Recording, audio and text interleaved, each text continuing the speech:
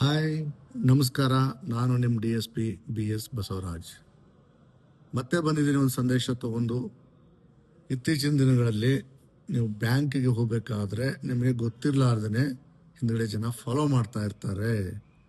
ನೀವು ಬ್ಯಾಂಕಲ್ಲಿ 1 ಲಕ್ಷ, 2 ಲಕ್ಷ, 3 ಲಕ್ಷ ಅಥವಾ ಮೇಲೆ ಏನಾದರೂ ನೀವು ಈ ರೀತಿ ಡ್ರಾ ಮಾಡಿದರೆ ಒಳಗಡೆ ಒಬ್ಬನು ವಾಚ್ ಮಾಡ್ತಾ ಇರ್ತಾನೆ, ಹೊರಗಡೆ 2-3 ಜನ ನಿಂತ್ಕೊಂಡಿರ್ತಾರೆ.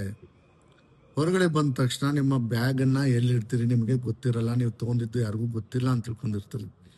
ಬಟ್ ಅವರು ನೀವು ಏನು ಎಲ್ಲಿ ಪಾಕೆಟಲ್ಲಿ ಹಾಕ್ತೀರಿ, ನಿಮ್ಮ 2 ವೀಲರ್ ಪಾಕೆಟ್ ಇರ್ಬೋದು, ಅಥವಾ ಕಾರಲ್ಲಿ ಹಿಂಬದಿ ಇಡೋದು, ಅಥವಾ ಮುಂದೆ ಡ್ಯಾಶ್ ಬೋರ್ಡ್ ಇರೋದು ವಾಚ್ ಮಾಡ್ತಾರೆ. ಮುಂದೆ ಬಂದು ಬೈಕನ್ನ ಅಡ್ಡ ಹಾಕ್ತಾರೆ. ಅಡ್ಡ ಹಾಕಿ ಏನೋ ಬಿದ್ದಂಗೆ ಮಾಡ್ತಾರೆ, ಅಥವಾ ನೀವು ಇಳಿದು ಹೋಗೋ ಪರಿಸ್ಥಿತಿ ಬರೋದು ಆ ರೀತಿ ಕ್ರಿಯೇಟ್ ಮಾಡ್ತಾರೆ. ಅಥವಾ ನೀವು ಬೈಕಲ್ಲಿದ್ದರೆ ನಿಮ್ಮ ಮೈ ಮೇಲೆ ಏನಾದರೂ ತುರಿಕೆದ ಒಂದು ಪೌಡರ್ ಹಾಕ್ತಾರೆ. ಇಲ್ಲ ಅಂತಂದರೆ ನಿಮಗೆ ಅಟೆನ್ಷನ್ ಈ ರೀತಿ ಡೈವರ್ಟ್ ಮಾಡ್ತಾರೆ, ನಿಮ್ಗೆ ಗೊತ್ತೇ ಆಗಲ್ಲ.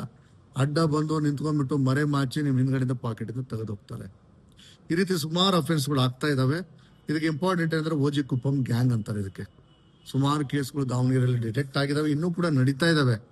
ಯಾಕೆ ಎಚ್ಚರ ವಹಿಸಲಿಕ್ಕೆ ಹೇಳ್ತಾ ಇದ್ದೀನಿ, ನೀವೆಲ್ಲ ಫಾರ್ಮರ್ಸ್ ಆಗಲಿ, ಬಿಸ್ನೆಸ್ ಮೆನ್ ಆಗಲಿ, ಅಥವಾ ಬೇರೆ ಯಾರೇ ಇರಲಿ, ನೀವು ಬ್ಯಾಂಕಿಗೆ ಹೋದಾಗ ಮನಿ ಡ್ರಾ ಮಾಡಿದಾಗ ಅದನ್ನು ಎಲ್ಲಿವರೆಗೆ ರೀಚ್ ಆಗಬೇಕು ಅಲ್ಲಿವರೆಗೂ ರೀಚ್ ಆಗೋವರೆಗೂ ನೀವು ವಿರಮಿಸಬೇಡಿ. ಅದನ್ನು ಮುಟ್ಟಿಸಿ ಮುಂದೆ ನೀವು ವಿಶ್ರಾಂತಿ ತಗೊಳ್ಳಿ. ಯಾಕಂದ್ರೆ ಮಾರ್ಗ ಮಧ್ಯೆ ನೀವು ಟೀ ಕುಡಿಯೋಕೆ ಇಡೋದು, ಪಾನ್ ತೊಗೊಳಕ್ಕೆ ಇಡೋದು, ಇಲ್ಲ ಇಲ್ಲೊಂದು ಶಾಪಿಂಗ್ ಹೋಗೋದು, ನಿಮಗೆ ಗೊತ್ತಿಲ್ಲ, ಯಾರು ನೋಡಿಲ್ಲ ಅಂತ ಅನ್ಕೊಂಡಿರ್ತೀರಿ. ಬಟ್ ಇದನ್ನು ಫಾಲೋ ಮಾಡಿ ನಿಮ್ಮಲ್ಲಿ ಮಾಡ್ತಾ ಇದ್ದಾರೆ. ಇದೊಂದು ಗ್ಯಾಂಗ್ ಆಕ್ಟಿವಿಟಿ ಆಗಿದೆ. ಸುತ್ತಮುತ್ತ ಈ ಕೇಸ್ಗಳು ರಿಪೋರ್ಟ್ ಆಗ್ತಾ ಇದ್ದಾವೆ. ದಯಮಾಡಿ ಇದನ್ನು ಶೇರ್ ಮಾಡಿ, ಎಲ್ಲರಿಗೂ ಕೂಡ ತಿಳಿಸಿ. ಯಾರ್ಯಾರು ಬ್ಯಾಂಕ್ ಯೂಸ್ ಮಾಡ್ತಾ ಇದ್ದೀರಾ ಅಥವಾ ಮಾಡೋರಿದ್ದೀರಾ ಅವ್ರಿಗೂ ಕೂಡ ಅಲರ್ಟ್ ಮಾಡಿ. Thank you.